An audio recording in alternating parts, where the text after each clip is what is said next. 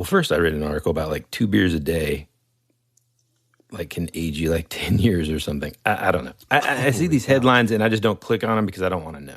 I'll tell you a headline I did click on. What's that? Dude, you want to talk about something scary as heck? Now, this is I'll say recent this is like yesterday's news, essentially. This is the headline. Are you ready for this? Give it to me. You're going to love it. Ancient Japanese, quote, killing stone said to contain evil demon has cracked open. I just saw that too. Hey, man, can we just, I'm just asking, this is my proclamation, this is my request to the universe here, okay? Can we just have a few, days at this point? Yeah. Can we just get a respite? I mean, come on, man. Now we've got an evil demon out of what was it? Death stone? Killing stone that cracked open, man. Yeah. That's been in a rock for 1,000 years. I'm just waiting for the giant kaiju to emerge from the water. It's actually kind of pretty interesting. I don't know if you want me to get into it here, but probably not. Yeah, let's not do that. Okay. Hey, are we recording this, by the way?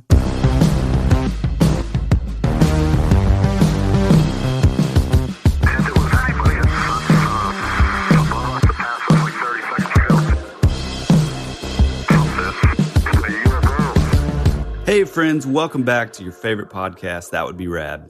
A podcast that majors in 80s and 90s nostalgia, comic culture, all things paranormal, and minors in retro video games, tabletop RPGs, pre-internet mysteries, movie spoilers, and raising our kids to be half as cool as we were back in the 80s. I'm your host, Tyler Bentz, and this is your other one, Bruce Wayne. Yes, there it is. What's up, bro? Very topical. I like it.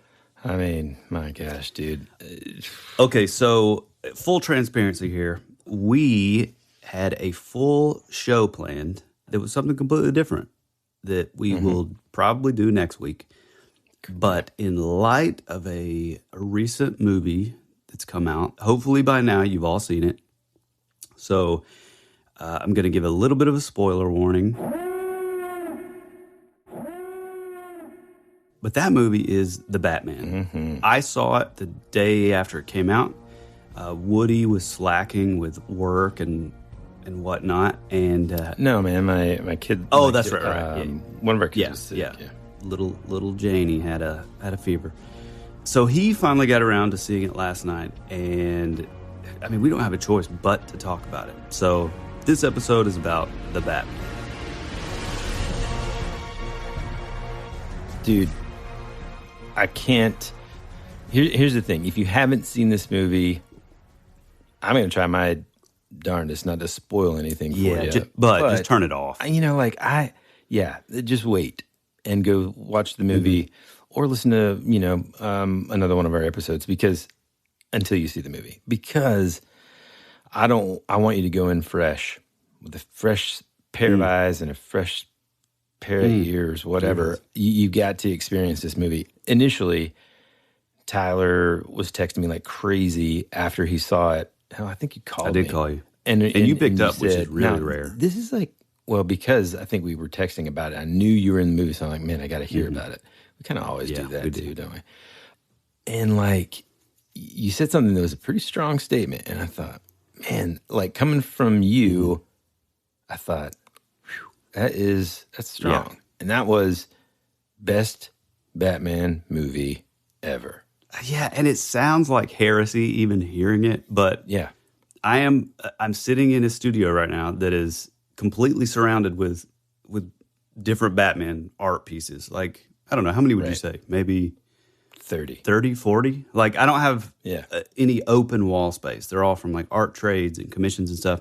So I love Batman, if you don't know by now. But I gotta say, man, I guess I've always sort of separated the Batman that we see in the comics or the animated series, which is next to flawless, with the Batman on film. And so, you have your Nolan Batman or Dark Knight, you have Keaton, Batfleck, they're all awesome in their own ways. And we love them. But I think for my money, the way he looks, the way he kind of comes off totally differently than anything we've ever seen, especially his portrayal of Bruce Wayne. Mm-hmm.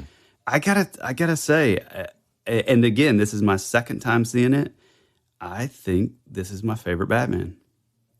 Yeah, I think it's tough, isn't it? So as soon as I heard that statement, I thought I was so nervous about this movie anyway. Because like Batman is definitely my favorite superhero because he's just a guy, and he's always to me he's kind of like in a way that sort of the same kind of qualities that a lot of these superheroes have, where it's like, but especially Batman, to where despite all the evil that he's fighting, he still like represents, true, honest justice and stuff. Like he's not killing people, right, even though, these bad guys, some of them, it's pretty tough. I mean, there's some people that definitely died. Sure. But he's not like, in other words, he's not grabbing a gun and just being like, boom, know. And so like he's always been my favorite since a kid. And I think it's because of, obviously, and we've got an episode about it, which is the 89 Batman. Mm-hmm. That's when like the just absolute surge of just obsession with Batman began for me. Me too. And so it's hard. And I know other Batman fans listening, it is hard to kind of swallow when someone says like, this is the best one yet, because there've been so many good ones. There's also been some pretty crummy ones. But I still love them. Right. And so like I kind of went into this even before you'd said that, like seeing the trailer and everything, being like, man, it looks awesome, but I'm a little nervous, you know? Dude, I was equally as nervous, and I have an ex-girlfriend who was obsessed with Twilight and Pattinson, so I already kind of had he's done some like amazing things since then, especially sort of his foray into like some like indie films.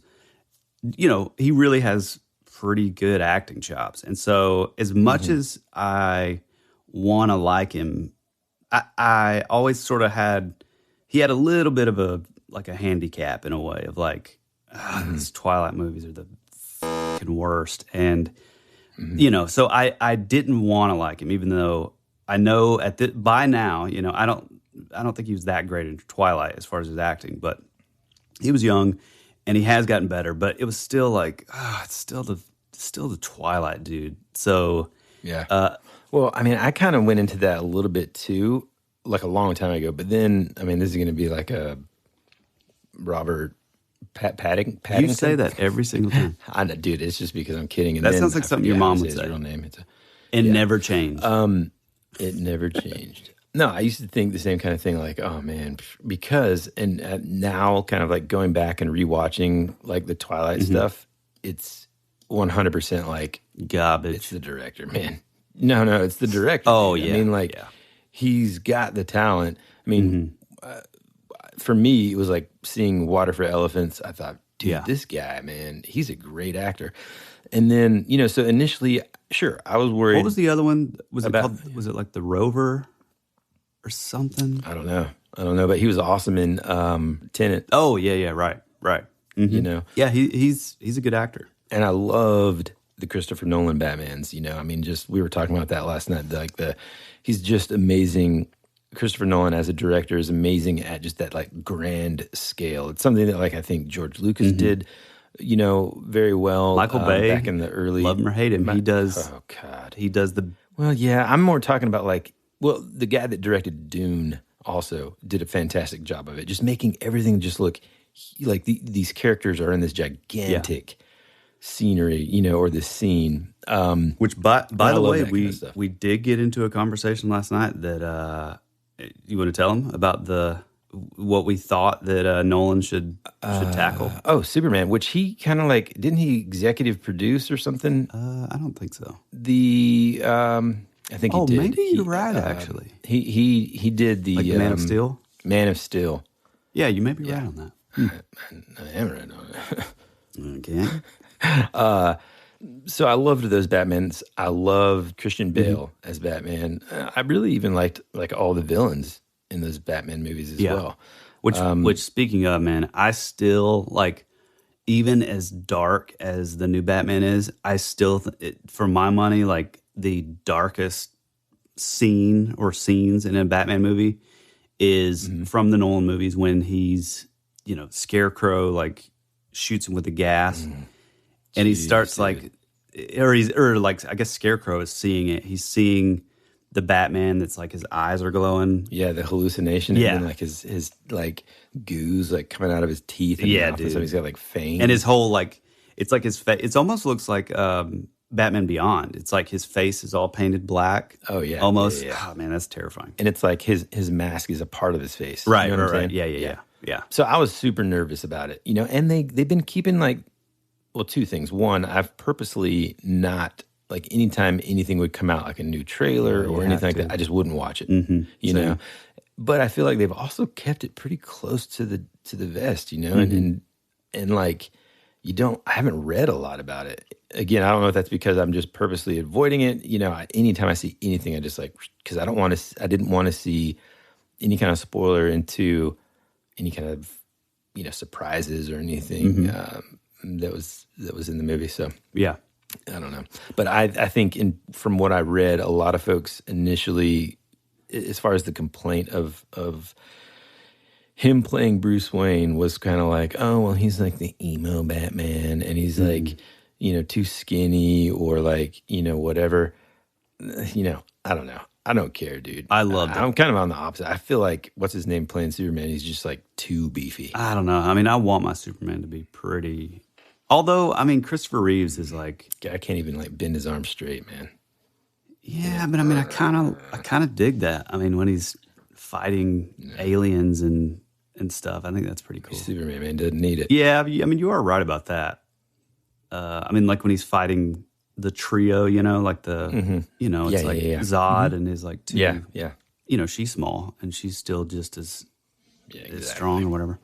Yeah, speaking about the Bruce Wayne thing, so that to me that was like my biggest fear was like, he can probably pull off the Batman, because he's got like the suit and the cowl and like, he looks cool and I'm sure they'll take care of lighting and it's dark and he'll be able to pull that off. But like the sort of like typical playboy Bruce Wayne sort of socialite playboy is like we've always seen.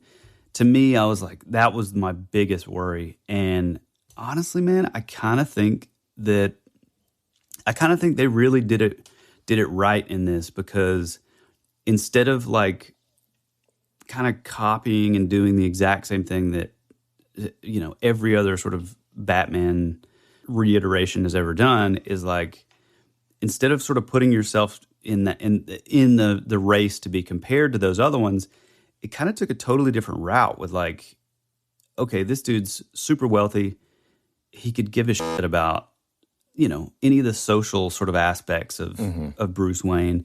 And so, I mean, he has a bunch of money, so he can be a recluse. He can just, work at night with a suit and then sleep all day or sleep during the day. And like, so to me, it kind of, I don't know. I think it was really, really sort of smart sort of thing that they did with the movie is like, he didn't have to do all that. And even furthermore than that is like, I think one of my favorite parts about the movie is it's almost a complete opposite in like the sense, like, compared to the other ones, in the sense that anytime you see him as just Bruce Wayne, he's like, it's like he's not comfortable in his own skin. He's very like sort of twitchy and nervous and like looking around, and like you can tell that he feels, I mean, he's acting, obviously. He does a great job of like coming across as like, he really feels like vulnerable when he's not in the suit. And like everything from like the way that he walks and the way that he carries himself, and like he almost makes himself smaller.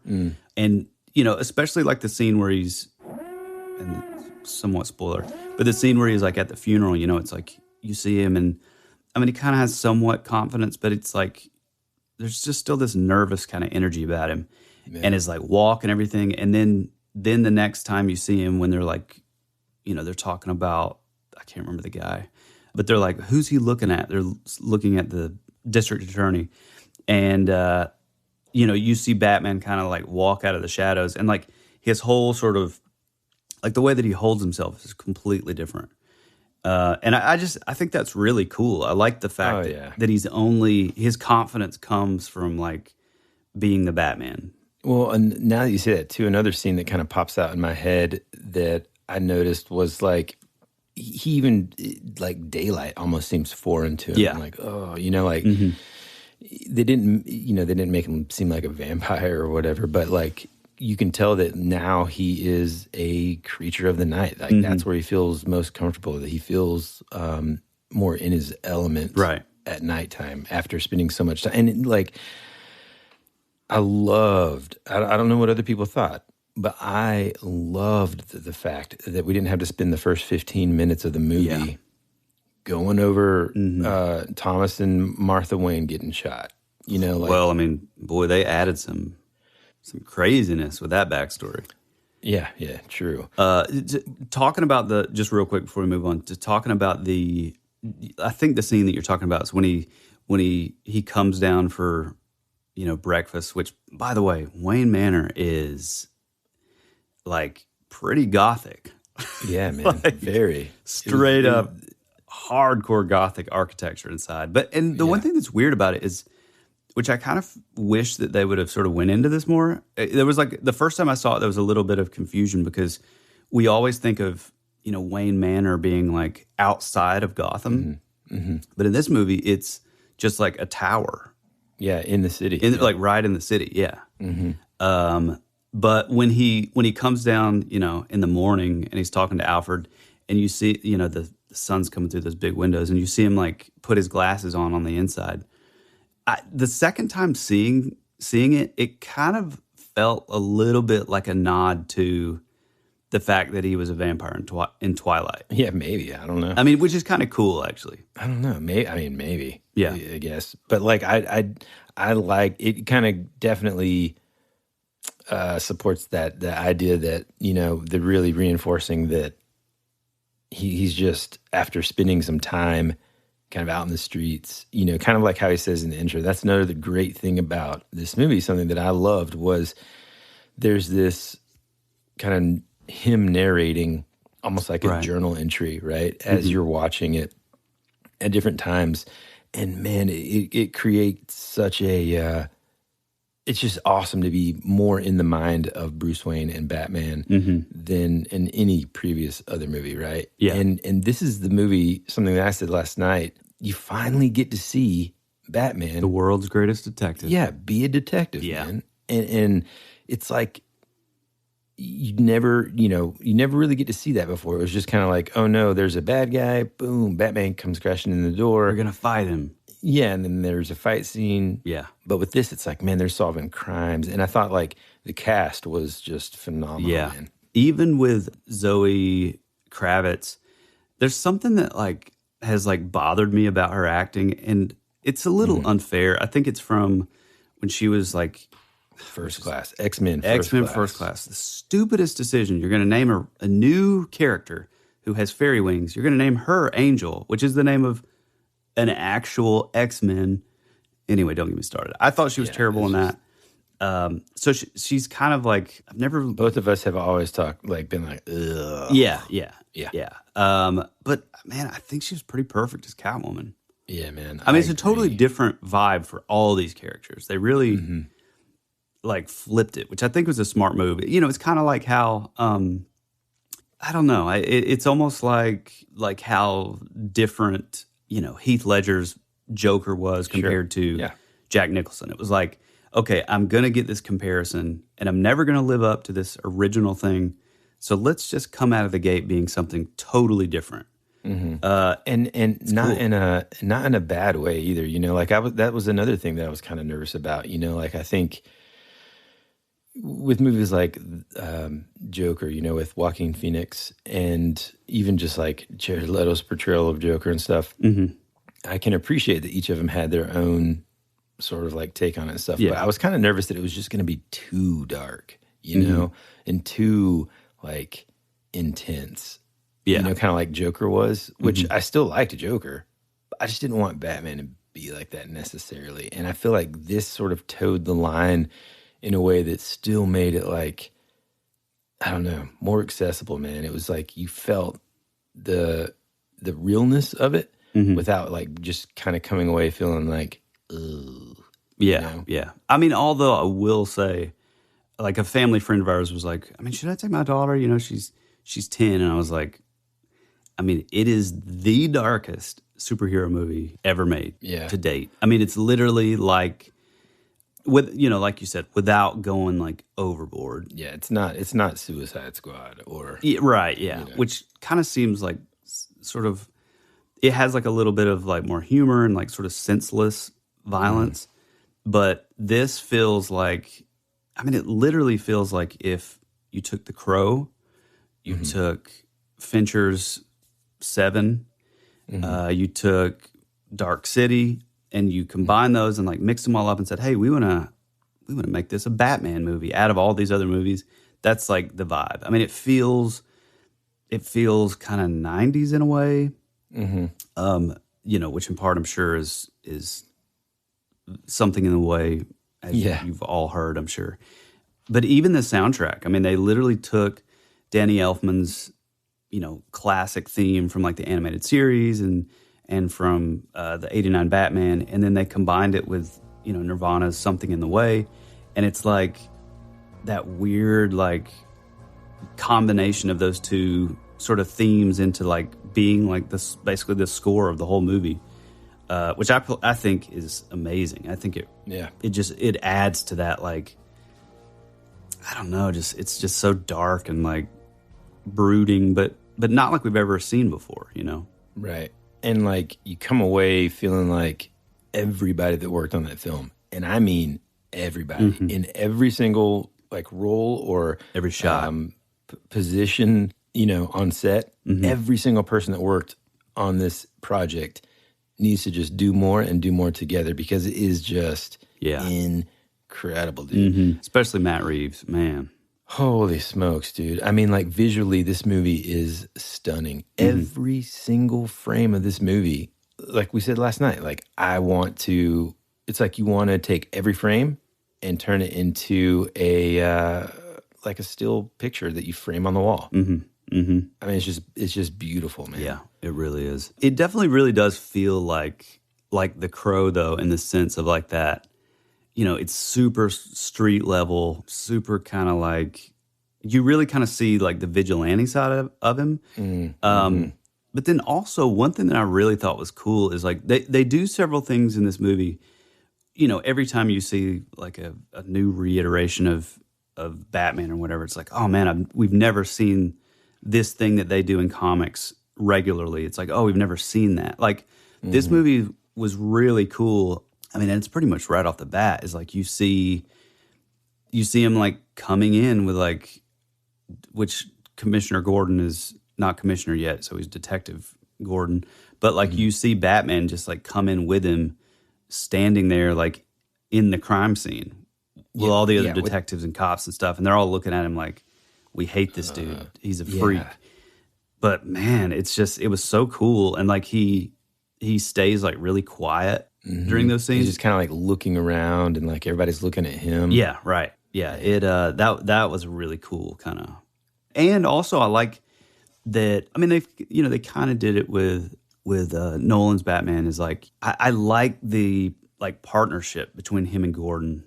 Yeah, in this movie a lot. Yeah, me too, man. And I mean, oh, dude, again, like. If anything in this episode, again, and like if you've made it this far and you haven't seen the movie anyway, but you're just like curious to see what we think, like the main takeaway is you have to see it. And we loved this movie so much. Oh yeah, just because it is just like a fresh, cool take on it all. I mean, like you said, to me, for the first time, you actually get a feel for Gotham. It doesn't feel like it's a Tim Burton set, or it doesn't feel like it's computer generated in any way. It's like, no way.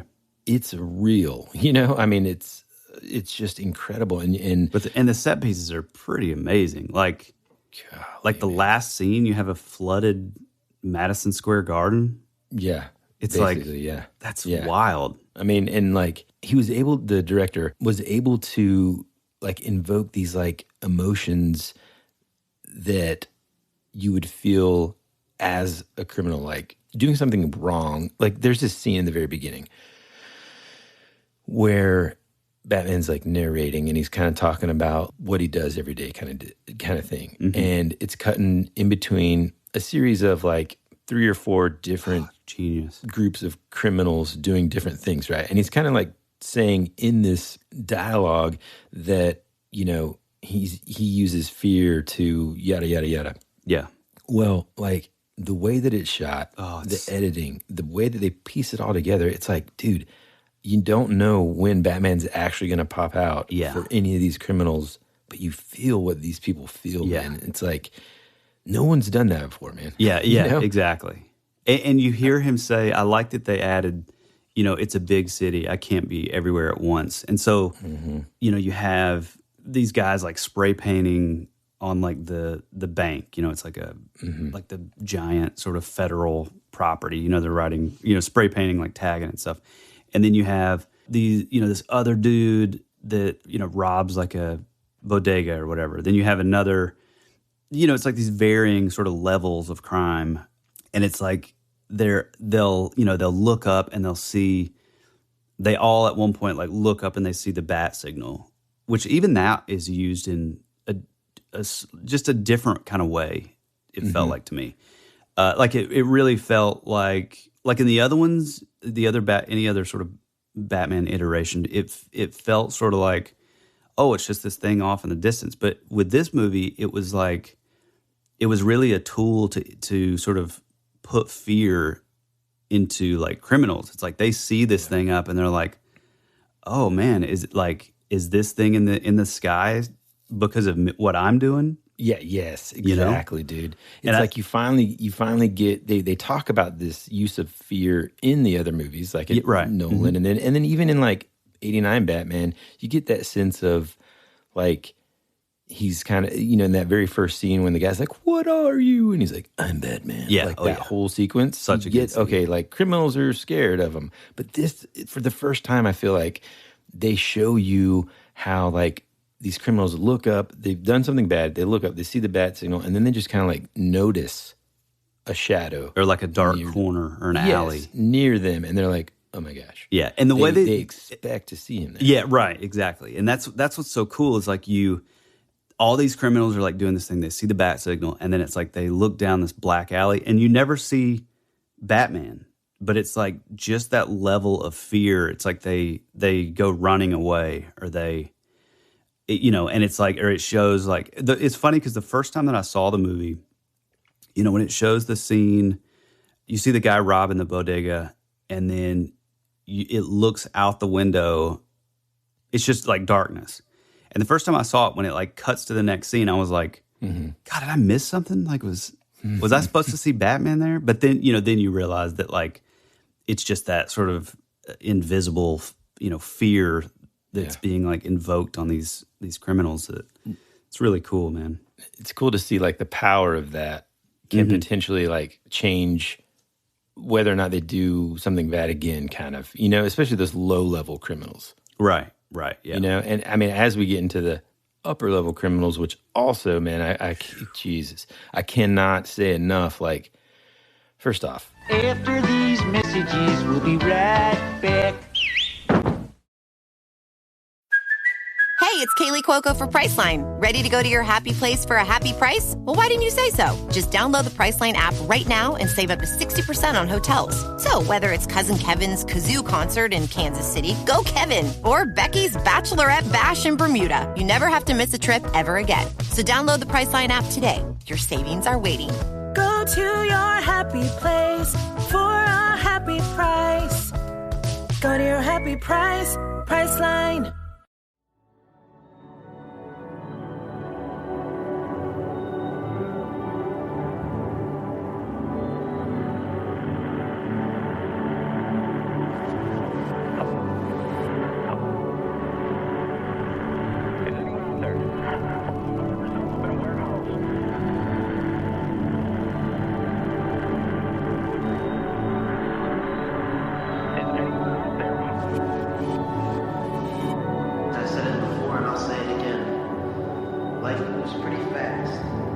won't stop and look around once in a while, you could miss it.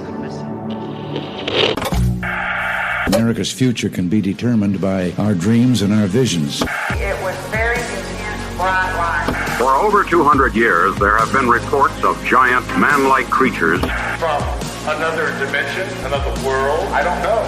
The most intriguing mystery on the North American continent.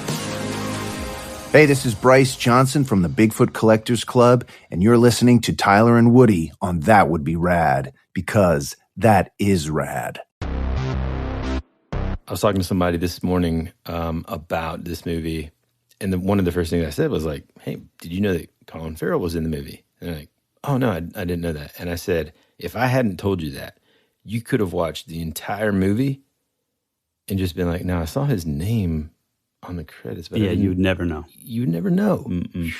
The makeup job with the penguin, I mean, it's next level, dude. Yeah, it's pretty amazing. And apparently our buddy Johnny said that, I guess, HBO Max is doing like a full penguin like miniseries. Yeah, I guess, man. I hadn't heard that. Yeah, me neither. One of the things that I came away from this movie thinking is, I want Matt Reeves to do. I want to see his version of Dick Tracy. Oh yeah, that would be awesome. You know, because like here's the thing about Batman. Oftentimes, like the villains are kind of like silly and over the top, and yes, so they're mentally kind of like ill, but they're like, well, they were created in like the 30s and 40s, so but they're just a little like over the top. Yeah, man. I mean, like Tommy Lee Jones' Two-Face is like it's just terrible, man. And the lines and the writing and stuff is just awful. Yeah. And I mean, I kept on joking about this last night. I was like, the only thing that would have made the movie a little better is if, they would have called Arnold Schwarzenegger and said, hey, man, dust off that costume. I need you to jump in here. We need Mr. Freeze. Yeah. And I just wanted to see him like come in and just be like, everybody. All right, everyone, chill. Chill. Yeah, Jesus. chill. And, then you've got, like, in those movies, like, the low-level criminals are just, like, doing, like, motorcycle stunts in the background. It's like, hey, man, we're not at Six Flags. This is a movie. Yeah. Let's dial that back. It's because, especially those after 89, everything was on set. And so they're like, well, what can we do? Well, I will say, I think that Schumacher, like, maybe had the right idea of, like, I feel like basically he tried to do his own version of like just flipping it totally in tone and maybe bringing some of that campiness back in from like the 66 Batman. But like, it was like, I think the issue is 89 Batman and then Batman Returns. It's like, it wasn't enough movies and it wasn't enough time so that we were like tiring of that tone yet. It was like we weren't like over all that. And so, we're ready for something different. It's like we were still wanting like, no, we want more of that, Batman Begins and the super dark. And so, I mean, I kind of applaud him for like taking a risk, but boy, did it fall flat. Yeah. Those movies are the worst. Yeah. And I mean, dude, honestly, if this movie would have come out then, I don't know that the world would be ready for it, I mean, definitely not. And like I said, I mean, I've got all of them on VHS, so it's like I'll still watch them. They're still fun. Yeah. But, this movie, it's like when you look at a character like the Penguin, it was like it's like this like 1940s Italian gangster that seemed real. It didn't seem like a put on, and that's kind of what I mean by like Matt Reeves doing Dick Tracy and I love Dick Tracy still to this day. Yeah. Loved it. But, that sort of like seeing it through his lens would be great because it would be a little bit more realistic. Dick Tracy would be even cooler. I just think that would be awesome. Well, and also I feel like the villains would like, I mean, honestly, the original movie, like the villains were pretty like creepy. Oh yeah. Like, sure, man. Especially for the time, it was like, man, this sort of leaves you feeling like, ugh, the sort of the dark mob underbelly kind of. I think they did a great job, but yeah, you're exactly right about that. To me, speaking about like sort of like that 30s or 40s like gangster. I think almost, I know like you're a huge Penguin guy, which I mean, I thought they did an incredible job, especially like, you know, the little nod to like when he's zip tied and he's, you know, spoiler alert. Yeah. And he's like doing like the little waddle. It's awesome. But to me, like they captured that sort of real life attitude of like the, you know, sort of the mob with Carmine Falcone, Falcone. It was amazing in the sense of like he's so likable. John Turturro is like, he's one of my all-time favorite actors. And he's so charismatic and likable, but like it's like that that's used as like a tool, because like everything that he's saying or doing is like super dark and super evil, like but the way that it's sort of being sort of portrayed or whatever is it's like, man, I can't help but like this guy. I mean, even there's a clip where, you know, he's strangling this girl, and like, you know, there's like she has like a voice memo or voicemail. You hear the audio. Yeah, you hear the audio, and he's like, it's okay, baby. Like, even while he's doing all this stuff, it's like he's saying things, and like you're like, I still trust this dude as he's literally like choking this girl out, which to me is like even more. Again, man, it goes back to part of the reason why I love this movie so much. It's so like real, right? So like somebody that's going to be the head of a crime boss is going to be charismatic, exactly, going to be likable, and then they're also going to just be like the true essence of evil, because they can like without feeling any remorse or anything, like do terrible things to people, and they did this in a way without making them like some silly like ha ha ha ha, you know, like hey Kappa, you know. But at the same, and then it was just, and dude, I didn't even know he was in the movie. I didn't until I saw him on screen. I was like, whoa, cool. Yeah, same. Oh man, here's another one of my favorite things about this. And again, I was a little nervous. I think we all were in some way when you first see like the costume design. Mm-hmm. You know, like whenever photos leak and stuff, you're kind of like, oof, I don't know. Yeah, dude, it's badass. Was my favorite use of Batman's like suit was awesome, but then also like his gadgets and like the technology and stuff. To me, this was the best ever, because it was like, you know, realistic enough to be believable, and then his use of it was just, oh god, it was just so good, man. He seemed more human. I think that's another thing that Christopher Nolan's Batman movies did very well, is they made you feel Christian Bale's like portrayal of Bruce Wayne, like the pain and like the not superhuman, you know? And I think in this movie, man, just like he's going to fail a couple times. He's going to, you know, I don't know. Everything just seemed way cooler, man. The fact that like his armor sounds, you can hear the sounds of him moving. Oh, yeah, dude. And even that's used as a tool to invoke fear. Yeah. And like you're talking about, like the tech. I mean, there were a few things like the contacts, which are pretty hi-fi, but like even so, I think the cool thing about this movie is like we finally see a movie that's somewhat like, and I don't know if you've read this, but have you ever read Batman Year One? I don't think Frank Miller wrote it, but it's David Mazzucchelli, which is his best artistic work. It's absolutely amazing, but it's basically about Batman Year One. His first year as Batman, so he's gonna fail, he's gonna fall, you know, he's gonna trip and fall, he's gonna like everything's. So we've in all the film and animated series, Batman is like one of those characters who he has everything taken care of, everything's under control.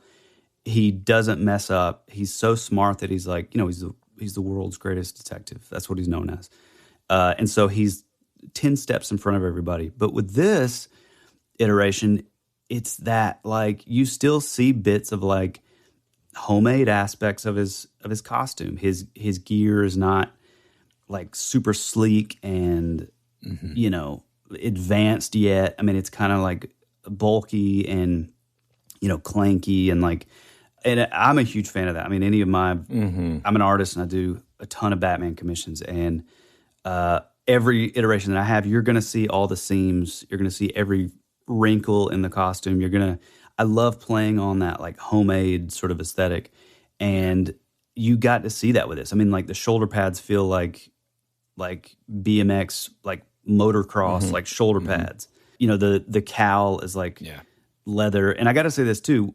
When I initially saw like the collar on the cowl and even like the seams on like the headdress section of the cowl, to me, well, that's Gotham by Gaslight. They basically got that from there. But like the collar you see also in Gotham by Gaslight by Mike Mignola. And so I was a little like, I don't know how I feel about that. It's just so different from what we've seen, which the cowl is one of the things that I hated about the Nolan movies because the mouth hole was like so small. And then he had like the little neck when they sort of fixed it so he could like turn his head. And that felt sort of weird. Weird, yeah. But this one totally solved all those issues because he has like this high collar. So he's not super stiff like Keaton. You know, he can actually like turn his head, but it doesn't feel like this like tiny, like little, like, you know, huge head, but like a little neck. Yeah. It was perfect, man. Yeah, I mean, just like you said, I never really realized that too. I was always like, what is it about? It sucks. Nolan's Batman costume design that like bugged me, and it's like because Christian Bale's face looks like he's wearing like a scuba mask. You know, like everything's like pressed out. Yeah, it sucks. Yeah, I hated it. Yeah, I thought the Pattinson or Battinson, if you will. Yeah, there you go. His voice was perfect.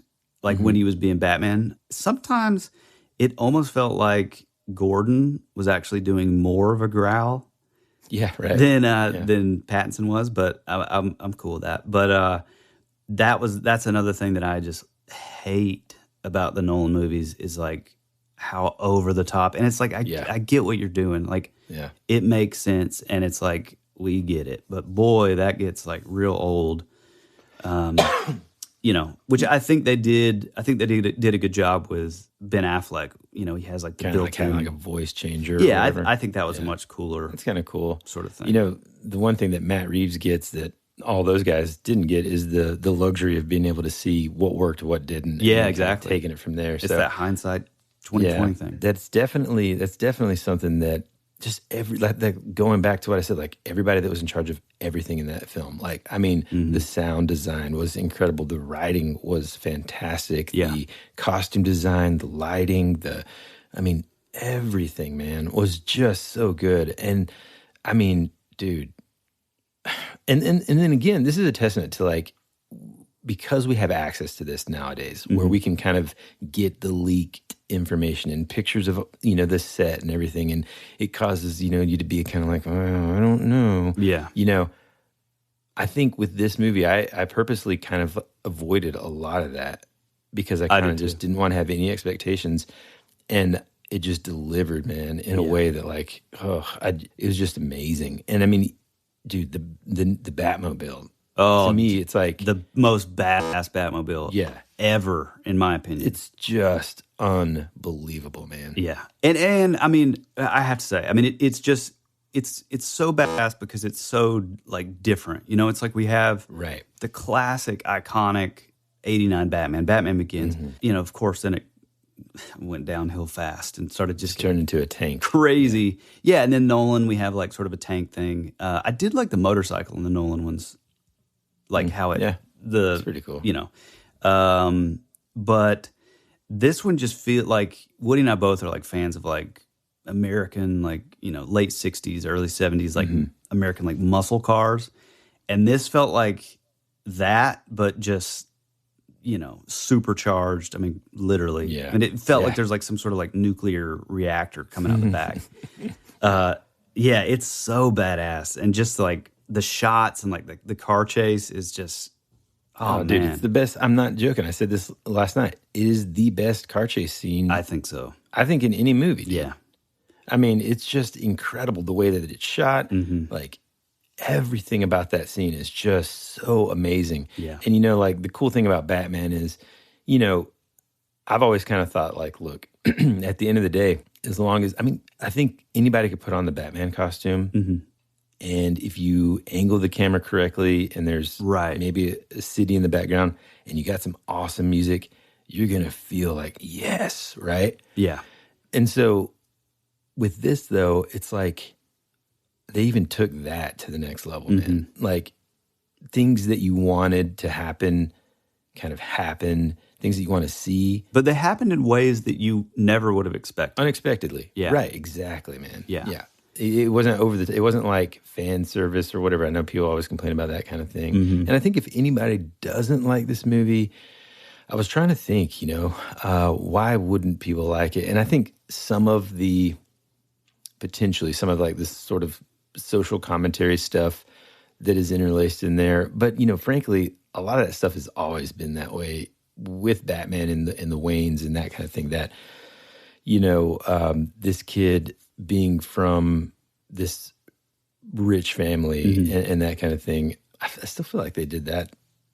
I don't know. I couldn't come up with a reason why people wouldn't like it. Yeah. And I think, too, one of the things I don't think that we've said yet is, or at least haven't emphasized, is this is not us saying every Batman movie that came before it sucks or whatever. We love them all.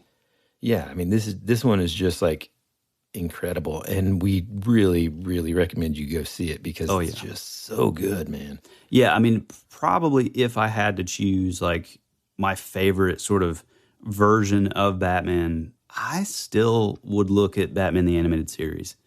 Just as far as like the Batman that I want to see on the screen being like the Batman that's in my mind and that I know of in the comics. But as far as like the live action movies, like I think this is number one. Yeah, man. I mean, and again, it feels like heresy to say. I know it's hard to say it out loud, but I mean, I agree with you, dude. But it's so good. They did such a good job just capturing this like spot on like tone, but at the same time it being totally different from what we've ever seen. It's pretty amazing. I mean, and I will say too, like seeing it the second time, I kind of urge you actually to, I mean, if obviously if you're a fan of Batman, if you've seen the movie and you really liked it, go out and see it again, because I feel like I got a lot more out of it the second time. Just in the sense of like, so the first time you see it, it definitely has that David Fincher vibe of like Seven, where, even like the way the Riddler sort of lays everything out, the way he writes these like little notes that's like to the Batman, the way everything is just so sort of calculated and expertly delivered. I guess for me, I was expecting like there to be like another sort of like bigger reveal, like I'm your brother or like, something like that. Just the way it's because the movie is like a real sort of slow burn. Not saying that it's not entertaining and it doesn't keep you on the edge of your seats the whole time, but just the pacing of like the way the story is sort of delivered is like, these like, oh, this guy ends up dead. This guy ends up dead. Riddler's kind of like setting up these things so that I guess whenever you do see the big reveal that was sort of like, and again, spoiler, but when he's in the Arkham Asylum, which again, like seeing that was amazing too. When he's like, we almost got him. And it's like, it really flipped of like, oh, wait a minute, you're not like as smart as you thought you were. You're not like, but then like him saying that like the whole movie was set up so that like he's like as smart as Batman was, it's like the Riddler is like so far ahead that he's basically setting all these things up so that Batman does all the work without even knowing it. Yeah. And that was like such a great reveal. But I think the first time I saw it, that wasn't conveyed as, I don't know, like, and I'm sure maybe it was just my personal experience, but like, it felt like, oh, that's cool, awesome. So, but then we're going to go to this other thing that's like even bigger. I think the second time seeing it, at least for me, I could really appreciate that being like the payoff and the fact of like, oh no, we're like a team the whole time. And he had this sort of like somewhat like autistic delusion. Yeah, you know who he reminded me of, dude? And it's funny that we're this far into the the show. We haven't even talked much about the Riddler, who, dude, I think that was one of the best villains. Me too. Of anything. I mean, he was psychotic, but like of like a pretty brilliant kind of mind, and like all of his gadgets and stuff. Yeah. I mean, just nuts, dude. And then when he came on the kind of like that phone, that FaceTime screen. Yeah. And real quick, right there, I haven't mentioned this either. You watch this movie and it's like this like really brilliant marriage of vibes from the 40s and 50s. Mm-hmm. And even like with the architecture, but also like just like the way the gangsters are and all this kind of stuff. Mm-hmm. And then modern time. Like you start the movie out and you're like, I don't know when this movie would be. Which I think set. And then all of a sudden they're like FaceTiming. Yes. It's like, what?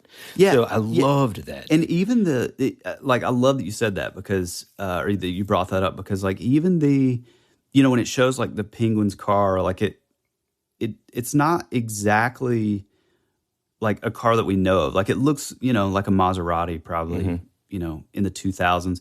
But then at the same time, like anytime you see like the cabs, they're like 80s style, like. And even like, Bruce Wayne drives up to this funeral in like a Corvette, but it's like an old like 50s model Stingray. Yeah, 50s Stingray, yeah.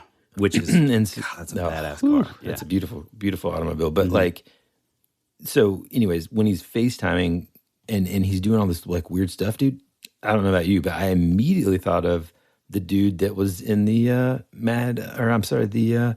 Max Headroom mask. Same kind of like when like the guy would, there's no way, dude, that they didn't get some inspiration there because like. Nice tie-in, yeah. Like he would be like, whoa. You're like all exactly that weird right. stuff, dude. And like, you know what I'm saying? It like instantly, I was like, oh my gosh, dude, it just reminds me of this breaking into the TV signal type stuff, dude. Yeah. That's amazing. Yeah, and they did it with, with like YouTube live type thing, or like he had like a social media following. Yeah, like an Instagram live, or like a,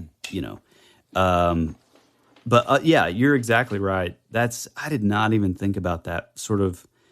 I mean, I'm not saying this to be like in any way like judging with this comment, but it did have like an autistic kind of like tone in like you see that he's genius, but and a lot of autistic folks are like genius, but then emotionally and like mentally the way like kind of Asperger's. Yeah, or Asperger's. Yeah, stuff, it's kind of it's whatever it was. It feels like he was on the spectrum, and the way that like he would like act out stuff. It's like it was very sort of childlike.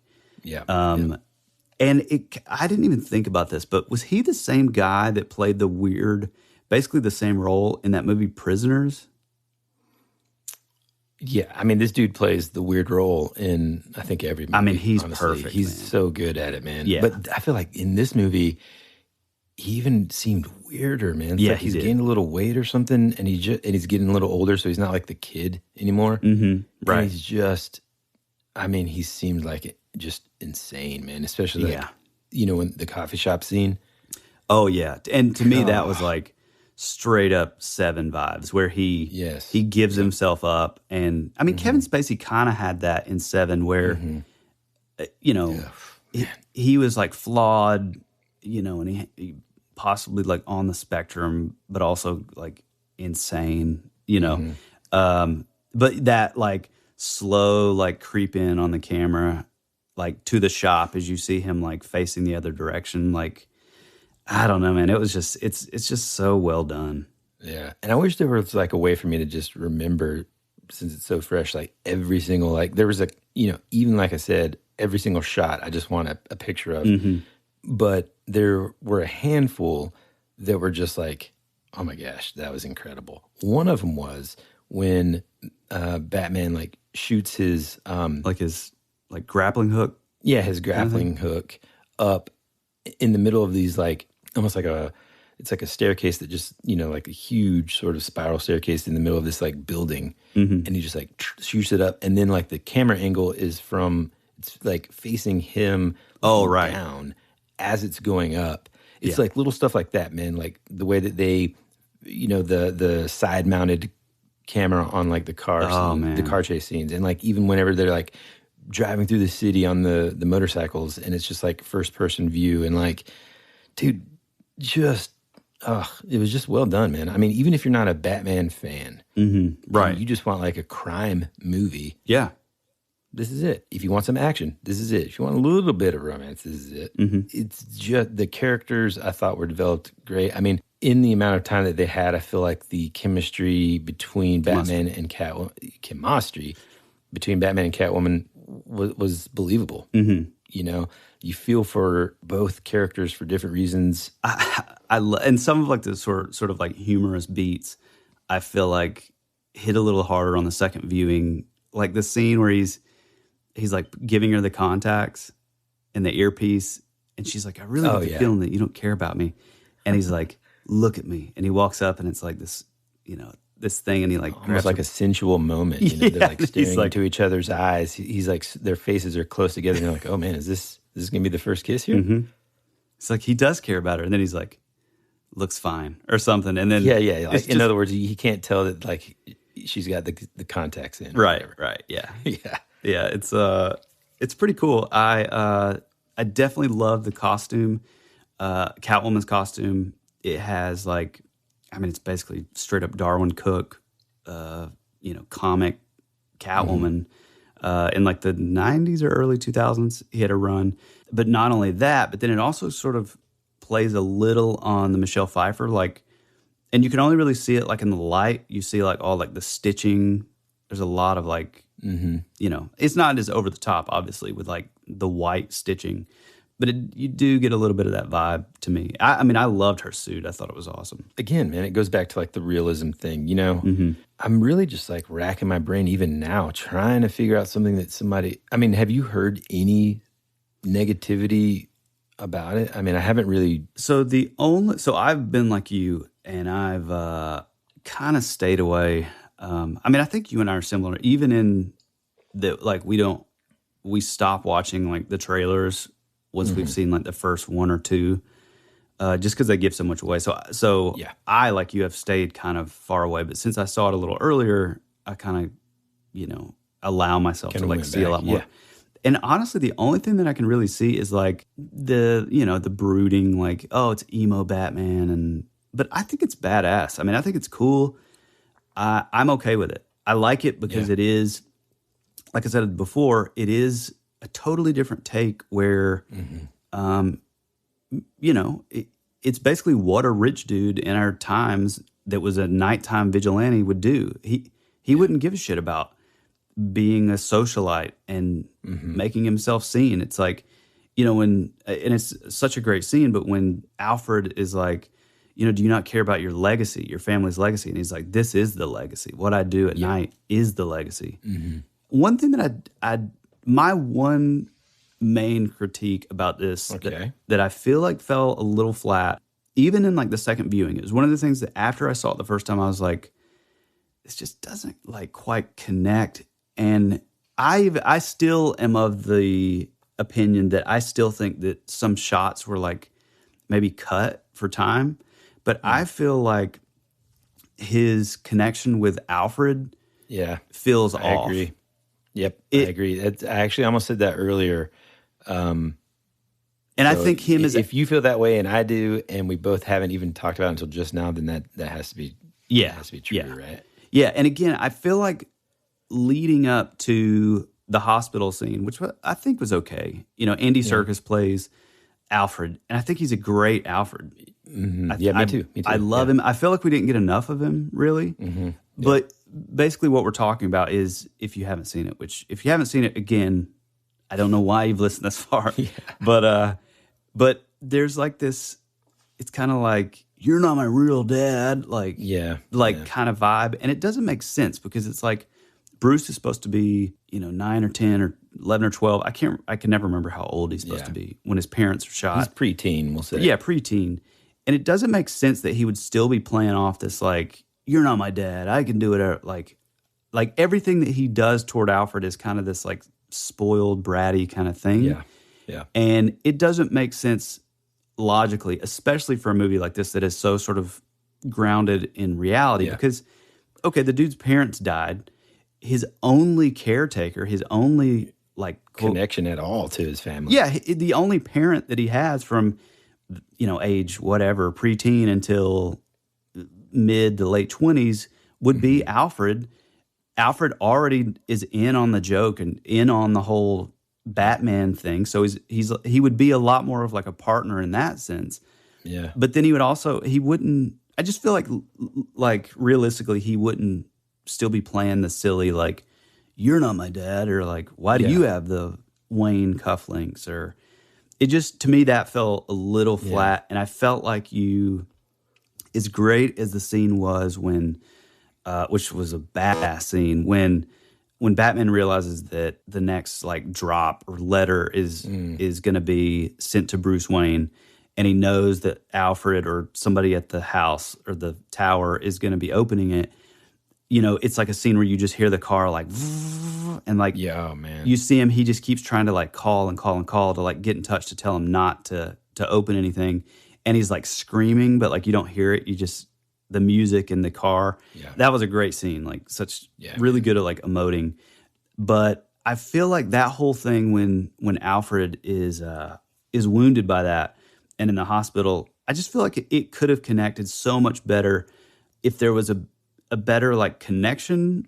I agree, man. But I think, sorry, the only thing I think is like maybe they're setting it up so that hospital scene was the first step in like them becoming a true partnership. Yeah, dude, that's what I was getting. Like, I am 100% there with you. I mean, I would have loved to have seen their relationship be more like, for them to have more of a bond, because like you said, there's no way he just like sat in his room for 10 years. Yeah, and right. just decided like, well, I'm going to be a vigilante now. Yeah. Like Alfred is a lot more sort of, not aggressive, what is it, like assertive. And I don't know that he would have allowed that to happen. So I like you, felt that was a little bit of, that disappointed me. I didn't like that. I wish that like, but then, like you said, at the same time, so on the flip side of that, we now get to see this dude, like this kid, Bruce Wayne, whatever you want to, we get to see the growth. Yeah, right? the character arc. Yeah, man. And it's like now he realizes, oh, man, like I really need to cherish the people that I care about as much as I do. Like he does feel sort of like selfish in a way, and he's kind of like balancing that out, like.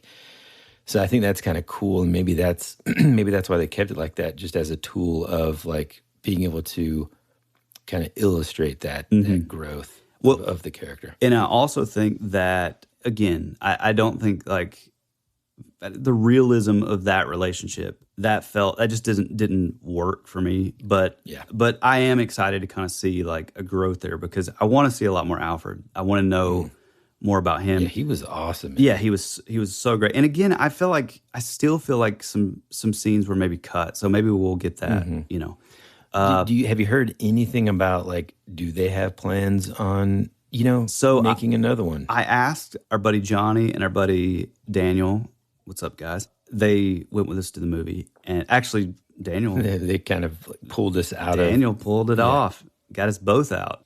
But yeah, it was like a big night. It was cool. I was talking to them on the way home, and he said that, I think Daniel said that it was the sequel was pretty much everything but like, officially put out there that there was going to be a sequel. Like it was pretty much, because I think the box office numbers, Johnny was telling me that it was just behind Spider-Man No Way Home. Yeah. It was just behind that, and those, had like record box office numbers. So, if Warner Brothers knows what's good for them, they'll do a sequel, and they'll stay out of any of the creative process. One thing before we move on from what we were just talking about with like the arc with Alfred is I kind of also get the feeling that he wasn't like the playboy as much. I kind of feel like, and I only really picked this up in like the second viewing, but I kind of felt like, at the end of the movie when he he's like the only one with a light. I mean, it's a beautiful cinematography, and it's like a bird's eye view shot. You're looking down, and it's like he's the only one with this sort of light flare thing, and he's holding it up. Yeah. And then everybody that was in the Madison Square Gardens, they're like they kind of funnel in, and they're following behind him. So it's like he's a light in the darkness. He's leading them. Yeah, dude. It's so good. It's amazing. But I kind of think that there's like his narration at the end. He's talking about, vengeance can't change the past. It can't change the future. So I have to be more. I have to be like hope. So I kind of think that was sort of foreshadowing maybe him working up more to being somewhat of like a public figure as Bruce Wayne. Yeah. Because he knows that he can only do so much as a vigilante at night. Yeah. Well, it's interesting too. Like, I actually quite like the fact that it wasn't just like every time we see him as Bruce Wayne, he's just like out with a couple women on his arms and I hated like that. But it's interesting because like it kind of reminds me of Superman Birthright. There's this part in Superman Birthright, the graphic novel, where Clark is trying to figure out like his disguise of being Clark Kent, and the way that they say it, and I wish I had it in front of me right here so I could like quote it, but like essentially his mom's like, well, you got to like be slumped over and you have to trick people into making it where psychologically they cannot picture you being both people, right? Right. And so like Clark Kent's very like, he stumbles, he's clumsy as heck, he's kind of like whispers, he's very like weak seeming, and so it just makes the quote unquote disguise, like the illusion, that much better. Yeah. Right. Yeah. The illusion. There you go. And I think that like, I don't know why, but I never really like deeply thought about the fact that, oh yeah, Bruce Wayne's kind of doing that too. In that like, he's portraying himself as this sort of like, I just got tons of money, and blah, blah, blah. So that people will kind of be like, I mean, he could never be Batman. Batman only cares about X, Y, and Z, Right. And I mean, the Playboy thing makes sense. Especially the Nolan Batman with, it just bothered me. I was just glad that, and I was just, truthfully, like I said, even though that movie was so long, like I was glad none of it was wasted on that. Exactly. Yeah. Yeah, I love that. Frank Quietly and Grant Morrison. Have you read All-Star Superman? There's like this great like panels that in the comic that it shows Clark Kent being like what you're saying, like super sort of like fumbling. He's wearing like an oversized like suit jacket. He's kind of like hunched over, and he's like, and Christopher Reeves I think did it really well too. Even though, I mean, careful, man. I love. No, that's what I'm saying. He's such a good looking dude. He's like, to me, it was like, I'm pretty sure everybody would think he's still right but he did such a great job of like pulling off like the sort of the somewhat bumbling Clark Kent.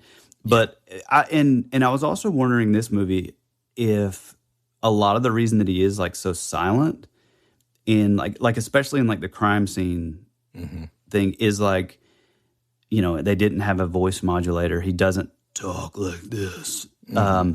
I wonder if a lot of that, like him staying quiet, is to somewhat like conceal his true identity. I wonder if that's like part of. I mean, that's kind of like the vibe that I got. Yeah, me too. And also, but I don't know that we've ever seen that before.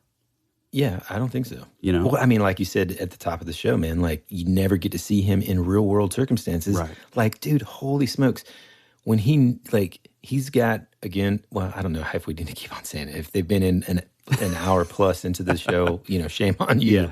You're going to hear a spoiler. But the scene where it's like he's got to go talk to, the Penguin for whatever reason. And he's like, and Detective Gordon's like, well, I mean, I'd have to get a warrant and yada, yada, yada. And all of a sudden it's just like, knock, knock, knock. This, speakeasy sort of door opens. And Batman's just standing there in this freaking dance club. It's got thousands or 500 people dancing in it, and he just like is walking through all this stuff. I'm like, you've never seen anything like that before. It's just so freaking bad, man. Yeah, I love the like that theme keeps sort of like, oh yeah, dude, which is really funny. Like the so twins, cool too. Yeah, dude. It's like first he's Batman, he takes out the twins, then he comes back, and then like they attack him. And then he comes back as Bruce at the end, and they're like, he's like, I need to see Falcone.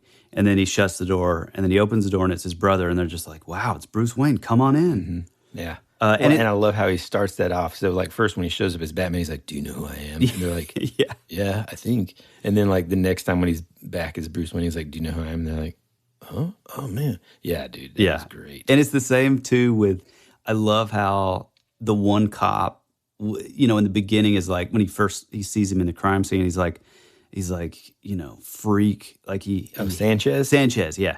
He hates him. And then when he sees Bruce at the funeral, he's like, oh, hey, look, it's Bruce Wayne. Mr. Wayne. Yeah. He's like so excited to see him. I love that kind of stuff. Yeah, man. It's really cool. Well, dude, I think we have officially spoiled this movie for anyone who is still with us that hasn't seen it. But yeah, for sure. Oh, before we move on, what did you think about the last scene? I didn't. That's another critique that I don't know that I loved. What was the last scene? I don't remember. Where the Riddler is basically in a cell next to the Joker. Well, that's one of the last scenes. I mean, I don't know, because half the time you can't really, like, because of the way the dude that's talking to him in another cell, because of the way that their face, you can barely make out their face. Because of the way it looked to me, it looked like Two-Face. I thought it might have been Two-Face, which, you know. But the laugh, though, man. Yeah, I know. And I've just read this morning, I think that they did, like, someone confirmed that they think it's the Joker or whatever. I don't know. I don't know if I'm going to like that Joker. It looked a little too intense, man. Yeah, there's definitely... I'm not a big fan of, like, the facial... Although Jack Nicholson did it pretty cool. Yes, but at the same time, just that is not even close to being realistic. Then you go on... Go ahead. Oh. You know, I'm sorry. I don't really want to see, like, a facial deformity as Joker. I don't know. I don't want it to be too intense. Yeah, I mean, I think you're looking at the wrong franchise. Well, no, I know, but, like, look, that is the one thing that probably the only thing that I liked about Jared Leto's Joker was that he just had, like, a normal face. Yeah. But he was just crazy as hell. Yeah, I mean, I know this isn't about that, but, like, I do have to say with Leto, I think Leto is a brilliant actor. He's probably, I mean, I'm as straight as the day is long, but I think he's probably the best looking dude maybe that's ever lived.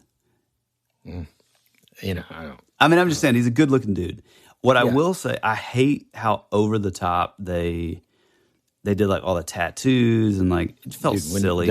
Let me tell you, the cringiest moment maybe ever is whenever he, like, holds up his hand that has a tattooed smile on it, and then he starts doing, like, the slow, like, Yeah. So stupid. Although I do like his, if you take away, like, the way he looked, I kind of actually sort of like the acting. He almost had this weird, like, Richard Nixon thing, which next time if you go back and see it, like, you'll, you know, now that you've, like, heard it. I know what you mean. I know what you mean. There's weird. A couple scenes that I like him when he's on the back of that. I don't remember if it's a helicopter or, like, a C-130 or whatever, but he's got, like, a Tommy gun. He's just like, and he's like, you know, he's got that grill in, and it looked like, again, going back to, like, 1940s, 1950s gangster. Yeah.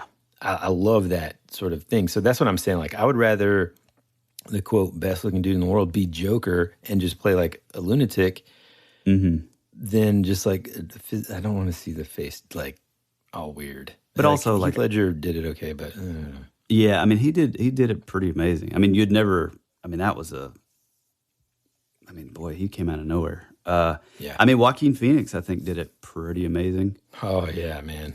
I would like to see, you know, I mean, that's the kind of Joker that I would be down with. I don't know, something about the voice, it felt like, okay, so this is, I guess what I'm trying to say is, like, the Riddler is, like, not you're working your way up to, like, the top villain. Your top villain is obviously Joker in the Batman universe. And he felt less imposing than, like, the Riddler in a way. And so to me, it was just sort of like, I don't know, man. I feel like this is... You know how I would have done it, man? Because like I kind of felt, I do know what you're saying. I felt a little let down in that like they're already giving us that. Mm-hmm. How I would have done that instead is, Mark Hamill in there doing the voice. Mark Hamill, which, hey, dude, he does a great Joker voice. Dude, he does the best Joker voice. No, I would have had like the Riddler behind those bars, like doing the moaning thing, which was very weird and eerie anyway. Mm-hmm. And then all of a sudden you hear like right before it cuts to black, dude, you just hear this like exactly coming from, and then you just see like somebody in the other cell, just like a shadow of them, and then bam, cuts to black, dude. Yeah, powerful. I totally agree with that. I feel like yeah, you're right. It's like they gave too much away. Yeah, and you got to see. I don't want to see him talking. Yeah, I don't. Not yet, man. And also then like you're not tied into any. Could have been anybody, specific actor, or and you could take any direction you want. You just worry about it later. Mm-hmm. Yeah, I didn't love that, but I mean, I don't know. Or just like a real hard cackle at the end, like hee, and then boom, mm-hmm. and then something in them. Two other things I got to say real fast. The part where he injects himself, do you think it was adrenaline or do you think it was venom? Here's my take. Like, I was kind of surprised that you guys were asking me that last night. I don't know about you, but adrenaline shots aren't neon green. Nope, exactly. So like the second that I saw it, I was like, oh man, he's got some kind of crazy stuff that he. Yeah.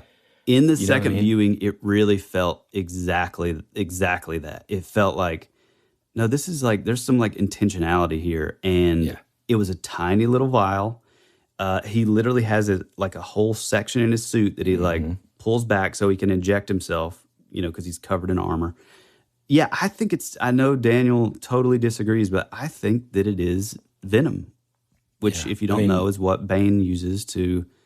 Has to be, dude, because like, why would it be, if it's just adrenaline, then it would just be like a medical freaking grade EpiPen. Yeah, it wouldn't be green at all. Second thing, and this is something that like I've just kind of put together in my mind after seeing it twice, but I kind of think there could be something to it. So when Bruce is walking in the funeral, right?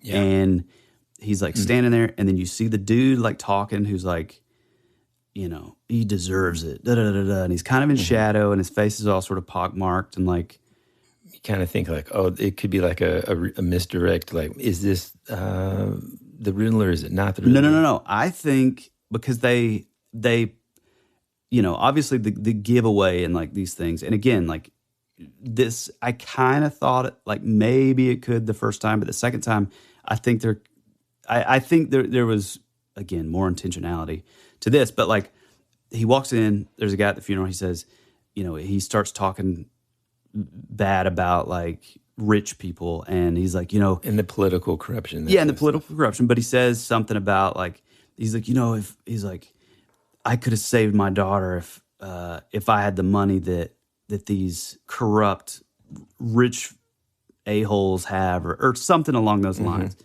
Well, then he's like, hey, don't I know you? Or like, hey, haven't I seen you before? And then it like does another shot as he's walking away with the woman that eventually, becomes mayor. Yeah. He looks back and you see him, and he's like looking at him, and they're both sort of looking in a weird way. Then there's another scene where, and I think it's when he's with Alfred in the hospital, and Alfred's talking about like his parents dying and like who it could have been. He's like, I've spent my whole life trying to figure out who it could have been. Was it Maroney? Was it da-da-da-da? Was it this? And he's like, or maybe it was just somebody who was down on their luck and they needed the money. I feel like that dude could have been Joe Chill, the guy who killed his parents. Man, that's good. You heard it here first. I like that. It's just an idea, but the second time seeing it, if they place a little too much time for it just to be a throwaway. That's interesting. Yeah. I thought you were going to say like maybe it's like Vicky Vale's dad or something. It's actually not Vicky Vale's, but Kim Basinger's dad. Out of 1 to 10 batarangs, how many batarangs do you give it? 10. Yeah, I got to give it 10 too, man. I loved every minute of it. And again, on second viewing, I mean, boy, is it long. It's 3 hours. The first time I saw it, it doesn't feel like 3 hours at all. It goes by real fast, but my elderly back injury killed my back. He didn't wear his orthopedics. Yeah, I got those orthopedic shoes on. But the second time, you feel the 3 hours a little more, but it's just as entertaining, and you do pick up a lot of extra stuff. So, yeah, 10 out of 10 for me too, man. I loved it. Me too, man. You got anything else to say, bro? No. I think, I mean, like, I could spend another hour just talking about same. Just little things here and there that I loved. But, I mean, like the batarang thing, dude. Come on, man. Yeah. Yeah, dude. Amazing. Do you think that, God, I know it's hard to get out of this because we're both so impressed with this movie, but, you know, all these sort of like questions keep coming up. So I'm kind of torn on this too. With like the little orphan kid, there's so many like shots of this kid. You know, when the mayor's killed, he's the first person that's killed in the movie. Robin. It's the first thing I thought of. That's what you're asking. Is that what you thought too? That's what I thought that it could be, right? I mean, that's what it was like they were utilizing it as like a function of like, okay, man, he can relate to this kid. Right. He knows what this kid's feeling. But then at the same time, it's like, could this be Robin? Yeah. And so that's exactly what I was thinking. I was thinking either A, it's going to be, it's sort of a lead up to him being Robin, or B, it's a plot device that gives you all the information that you need for what happened to Bruce without them having to go into the origin story. Yeah. Which is what they did. I mean, and maybe it serves two purposes, but like, I don't know, second viewing, it did feel like maybe there's something more there. Yeah, I mean, that was just my initial thought, like right out of the gate. I do wonder in this universe that he's kind of created, what the other villains would be like, because in a lot of ways, man, a lot of the Batman villains are kind of that over-the-top sort of like either real sort of like, I don't know, disgusting kind of looking, you know what I'm saying? Yeah, like sort of the like Two-Face is kind of intense. Like mustache twirling, like villain kind of. Yeah, or like grotesque, you know? Yeah. Like, I mean, the comic version of Bane is kind of, you know, he's got those veins popping out. Yeah. He's just kind of like, you know, crazy. Mr. Freeze, you know, like how would you create a Mr. Freeze that fits into this world? I mean, I know exactly. Silly. You literally do. You get Arnold Schwarzenegger. You do the opposite. You do basically the Heart of Ice episode, which you need to watch this if you haven't seen it immediately from the animated series. Okay. He's the most like, you know, no pun intended, but he's the most like sort of cold and like robotic and, you know, this tragic figure, kind of like Ed Skellnan. His love is, you know. I think if they put that on the big screen, I think it would be amazing. Also, talking about Bane, Johnny and Daniel and I were talking about this as well. Is like in this sort of grounded universe, man, I would love to see, and you know, Tom Hardy did a great job, but at the same time, it's like the Bane on the big screen and the Bane in the comics are like massively different. Like the Bane in the comics is like the Incredible Hulk. Yeah. You know, and that just wasn't portrayed remotely the same, right? You know, in the book, or in the Dark Knight movies. But yeah, you do that like straight up serial killer, like roid rage Bane. I mean, that would be pretty amazing. I do hope that they stick with like the world's greatest detective vibe, like really playing into that. And I mean, the Riddler is like, I can't think of a better villain. And so creepy, dude. What about that first scene? Holy crap, dude! Whenever that current mayor is in his house, he's watching like the debates on his own TV, and he just like moves out of the frame, and then just standing there like in the background is just the Riddler just standing there, dude. Yeah, it's so scary. This goes back to like you can listen to all of our episodes where I talk about what I'm scared. It's like someone just standing. It's the reason why we close the blinds, folks. Oh, 100%. You don't want somebody standing like that. And, you know, you don't leave skylights open. I mean, come on. Yeah, exactly. Never, man. I like how they kind of played into the sort of like militia group vibe too, like these sort of like incels that are kind of like unhinged and they find, you know, fellowship online and it sort of unites them. And I do love which we kind of talked about this before, for the hour and however many minutes.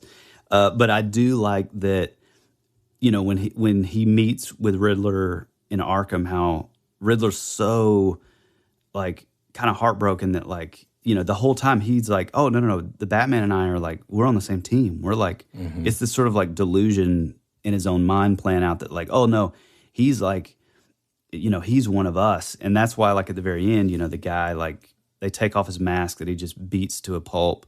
And he's like, who are you? And he's like, I'm nobody. Or he's like, oh, me? I'm vengeance. It's like that became, that Project Mayhem type, like, group of, like, unhinged guys, basically they're carrying the same mantra as, like, the Batman. I thought that was really cool. And that's the switch. I love that was, like, his realization, like, oh, yeah, vengeance, you can't, being vengeful, like, carries so much. I didn't. You can't help but sort of, like, end up with a lot of sort of, like, evil. In other words, if you approach justice with a vengeful spirit, then you're not really going to be delivering the justice, Right. Instead, he's now going to be the banner of, sure, fear for the criminal, aspect or whatever, but hope for the citizens, and then showing, like, the true justice. And I think that's part of the reason why I love Batman too, is, like, he's always, like, that's one of the biggest sort of struggles that he has because he's human. Yeah. He is faced with so many evil people and bad things that have happened and all this, but he has to overcome that vengeful spirit to, like, really deliver, like, true justice, which is that person doing it the right way, or at least trying to, right? Like, obviously if somebody falls off a building, it was an accident.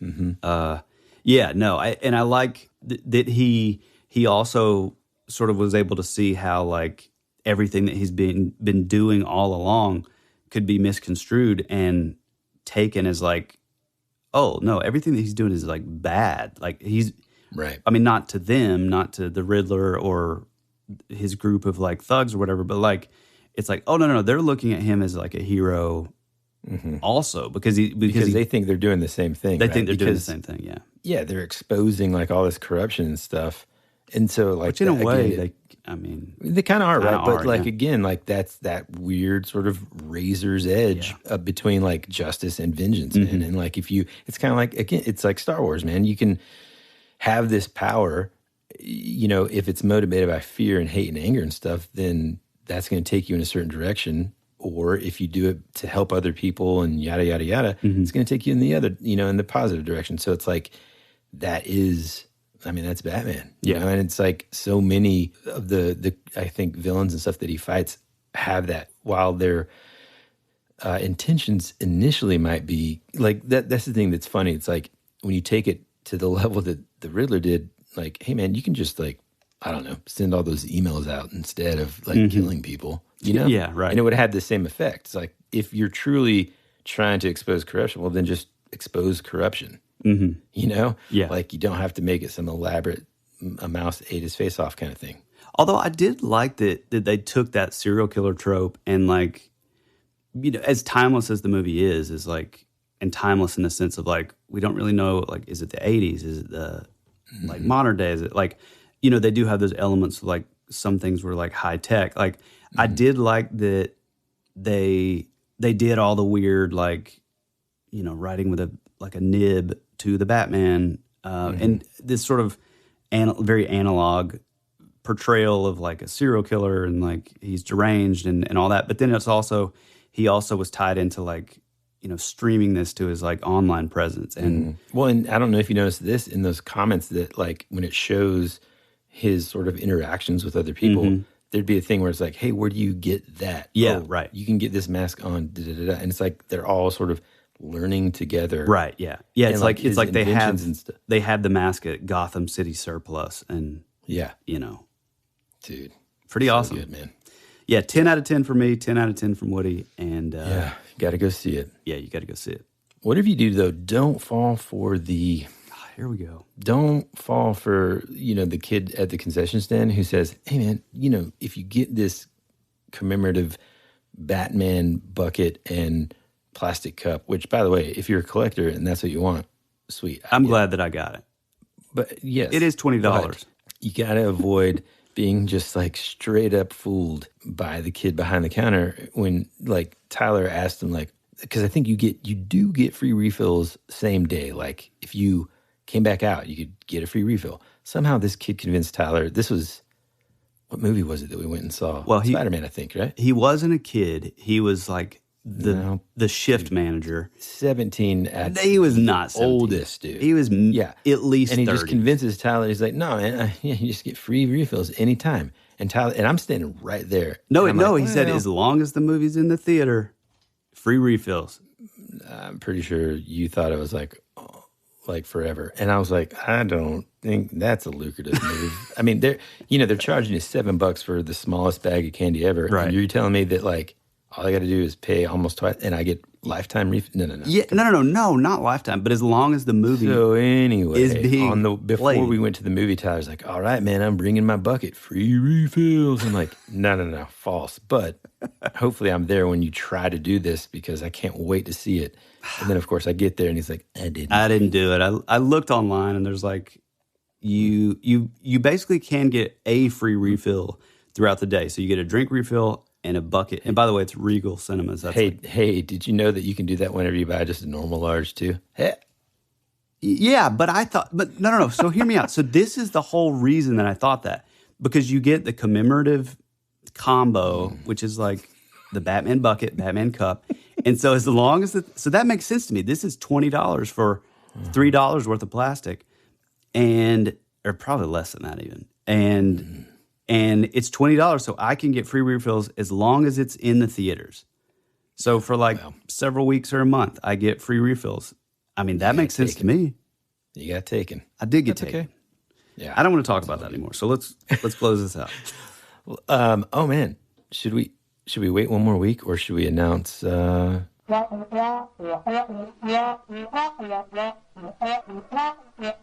cool.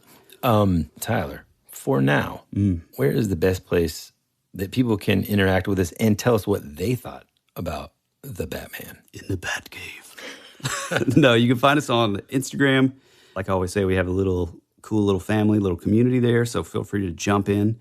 If you want to tell us something, a story or whatever, your review of a movie, shoot us a DM or shoot it on over to thatwouldberadpod@gmail.com. We are always looking for, urban legends from your local area, where, accounts, did you see a shadow person? Did you see Bigfoot? Anything weird that you've ever encountered, we love to hear about it, whether you write it down or whether you record a voice memo and email it to us. Again, that's thatwouldberadpod@gmail.com. The more the merrier. We love that stuff. So feel free to shoot it on over. If you're a first-time listener, hey, we're glad to have you. Thank you. Welcome. And if you're a long-time listener, hey man, thanks for coming back. Glad to have you. Yeah, good to see you. Like we always say, or I always try to say, but I forget most times, is hey, get out there and tell one person about the show. Just one. We double our fan base if all of you just told one person. Mm-hmm. But anyway, we appreciate you for it. And we got anything else? That's it. We'll be back to our regularly scheduled programs next week of the paranormal and or 80s or 90s nostalgia. But we just had to. We could not talk about the Batman because we were too excited. It's so good, man. So we love you. We appreciate you. And as always, be rad. That's the way it goes.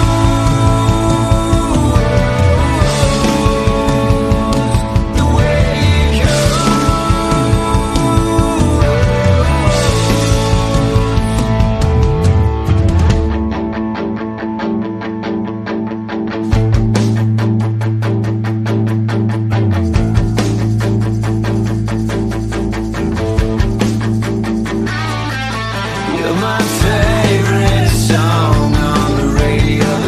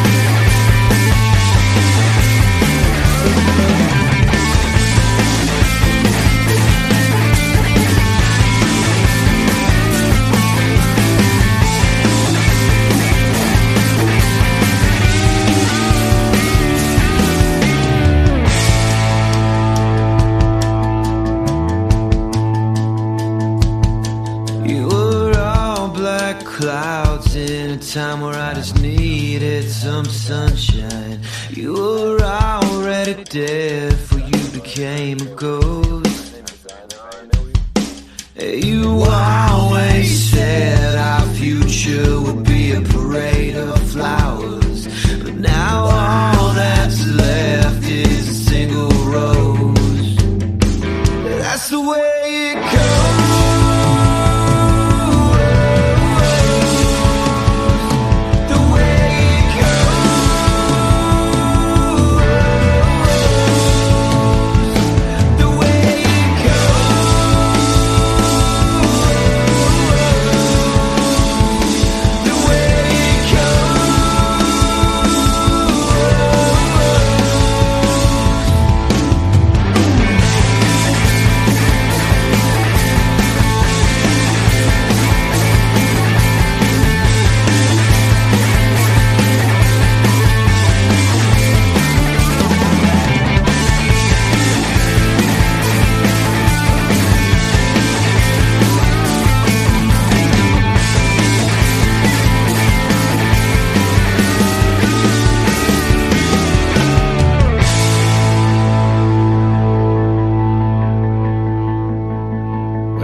Tell you that from the beginning, man. Do what?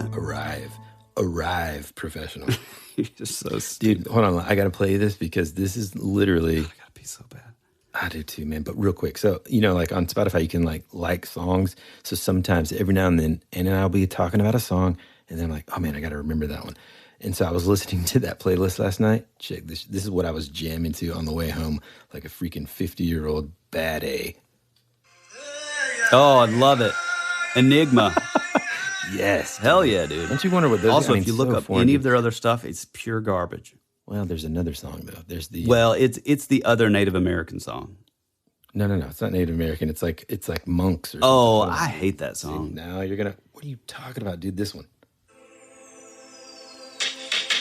Yeah, I don't like that one, though. This is a jump. If you're not driving around, you know what I'm saying? Just not... Oh, it is monks. You're right. Yeah.